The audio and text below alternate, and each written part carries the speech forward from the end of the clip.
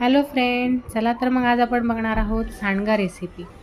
इकडे मी कढई तापवून त्यामध्ये आणि तेल तापल्यानंतर मी इकडे मोहरी आणि जिरे टाकून घेतले आहे. त्यानंतर मोहरी व्यवस्थित तडकल्यानंतर इकडे लसूण कढीपत्ता टाकला आहे. लसूण लालसर झाल्यानंतर कांदा टाकून घेतला आहे मी. कांद्याला पण आपण लालसर होऊन द्यायचं आहे. लालसर झाल्यानंतर मी इकडे टमॅटो टाकून घेतला आहे. टमॅटोला पण व्यवस्थित बारीक करून घ्यायचं आहे आपल्याला. आणि इकडे टमॅटो व्यवस्थित स्मॅश झाल्यानंतर इकडे लाल तिखट आणि मी हळद टाकून घेतली आहे.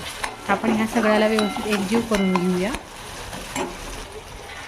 व्यवस्थित एकजीव झाल्यानंतर इकडे मी सांडग्याला सुरुवातीला मी थोडंसं भाजून घेतलं आहे कढईमध्ये आणि त्याची एकाचे दोन असे तुकडे करून घेतले, जेणेकरून आपला हा सांडगा व्यवस्थित शिजला पाहिजे आणि पटकन शिजला जातो. आणि सांडगा टाकून यामध्ये मी थोडंसं परतून घेऊन पाणी टाकलं आहे आणि एक 10 ते 15 मिनिट आपण सांडग्याला वाफवून घेऊया. व्यवस्थित शिजला पाहिजे सांडगा. आणि सांडगा शिजल्यानंतर व्यवस्थित शिजला का नाही असा बघायचा. व्यवस्थित सांडगा व्यवस्थित शिजल्यानंतर आपण एका कटोरीमध्ये काढून घेऊया आणि वरती गार्निशिंग करून घेऊया. एकदा तुम्ही नक्की रेसिपी ट्राय करून पहा. आवडला असेल